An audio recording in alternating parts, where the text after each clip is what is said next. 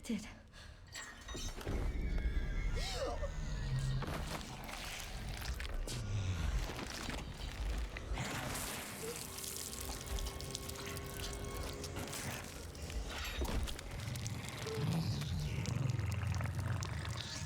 Holy Jesus.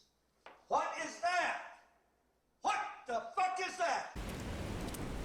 Resident Evil Requiem is finally here, and it's a nice entry to the franchise.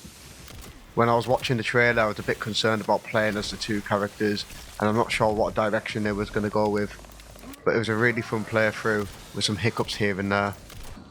Before we start the video, could you please hit the thumbs up button to help with the algorithm, and consider subscribing for future content like this. The game follows a new character to the franchise, and she's called Grace. She's an FBI agent that's sent to investigate a murder in a familiar place for her. She bumps into the game protagonist, who's called Gideon. But after much effort, here we finally are. He ends up kidnapping Grace, and you switch to Leon, who is a walking aura machine throughout this game. He is also trying to track down the cause of his murders, and is onto Gideon, where he spots him carrying Grace out the building. He ends up ejecting a load of pedestrians with the zombie virus, and while you're chasing him down the street, you get zombies that are trying to attack you. You end up losing him, but you track him down to a hospital called Rhodes Hill. I'll send you the address.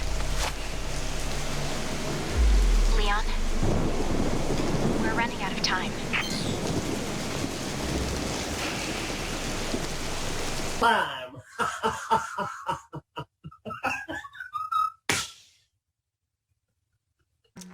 This is when you switch to Grace and you try to escape. So for both characters, the game recommends you play them on different cameras. Grace, they want you to play in first person, and Leon in third person. Grace's side of the story is more survival horror based and is very intense. This is why they want you in first person. The game ran almost perfect, apart from a few visual glitches here and there. The first section, when you're walking through the city, I was generally blown away with the graphics. It felt so real and was such a good way to kick the game off. The hotel you go in with Grace felt grimy and dirty, and it was just so good. You get the choice of 3 difficulties to choose from. There's casual, which is easy, standard modern, which is the medium mode, but you can save as many times as you want, and then the standard with ink ribbons, which is technically hard because you need an ink ribbon to save, and every death could set you back a certain amount of time. The zombies are very different in this game. A lot of them have different interaction with the environments, like this light switch zombie for example. You can kite him to go to another light switch if you turn it on, and you could use this to sneak around him.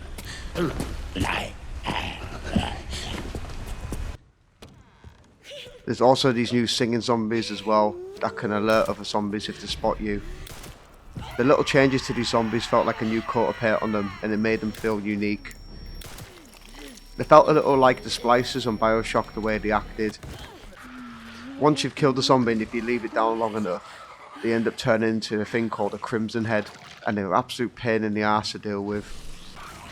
You either need to blow the head off, which takes a lot of shots, or use this injector from Grace, which I'll get into later on.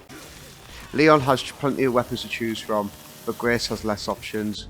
You have a new weapon called the Requiem, which is a hand cannon that destroys anything in its way, and it's really powerful. It was fun blowing zombies into chunks and seeing the blood everywhere. The guns felt satisfying on both sides. Grace is your survival horror side of the story. After you wake up at Rhodes Hill Hospital, you then bump into one of the main enemies in the game, which is called the Girl. She stalks you throughout the corridors and is only hurt by the light. They nailed this first section introducing her, and they know how to keep the tension up on trying to escape.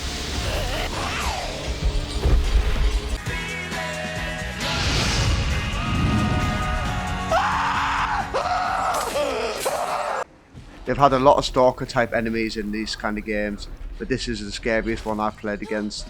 It really reminded me of the Alien out of Alien Isolation at times, the way it climbs in and out of the holes in the ceiling. Once you're roaming around the hospital, you have a few new things that pop up. One of them is now you can collect blood and you can use it to craft items. One of these new items is an ejector, where if you sneak up behind an enemy, you can hit them with the ejector and it blows them up. You can also craft injectors to raise their health up or weapon damage. There is no merchant in this game, but they've brought back the antique coins, which I loved from Resident Evil 7. Grace's side of the story is excellent overall. You're constantly low on ammo and every shot counts. You have to rely on sneaking around the zombie sometimes, and you can hear the fear trembling when she breathes, and it just adds to the suspense. Leon feels the total opposite to Grace, and you feel invincible as you calmly massacre wave after wave of zombies. He can parry attacks with his knife and can do a lot of cool finishes, and it just adds to his aura. They basically just went full John Wick with him.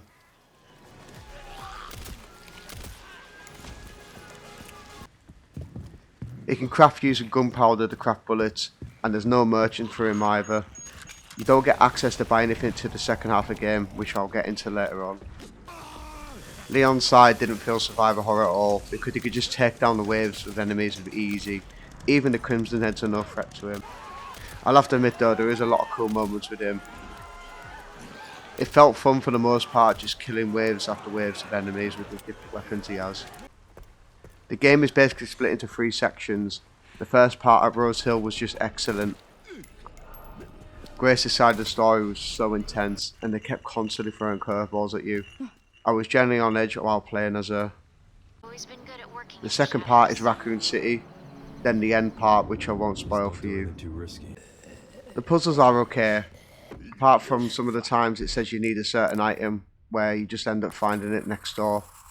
There is one puzzle where you need to find a pencil to rub on a bit of paper to find out what order of the boxes you need to select, and the pencil is literally in the room next to you. I think we're past the days of hard puzzles, and everything seems to be made easier. Leon's side to the story, they have blended into Grace's very well, and it didn't feel forced in the first section, but this can't be said for what's to come. I'm about to talk about some minor spoilers, so please go on to the next section that I've put up on the screen.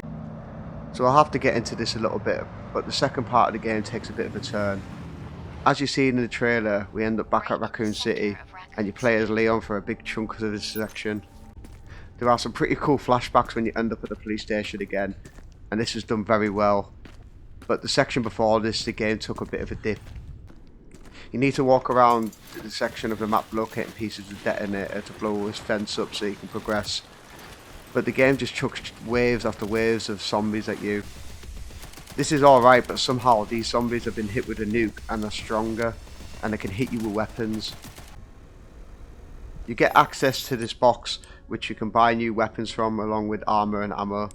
The way you get credits is killing enemies or finding credits out on the map. This felt like a total different game for the most part, and all the survival horror has gone out the window. It was just go to one location, pick something up, and kill waves of enemies and then move to the next. I was really struggling to get through it, honestly.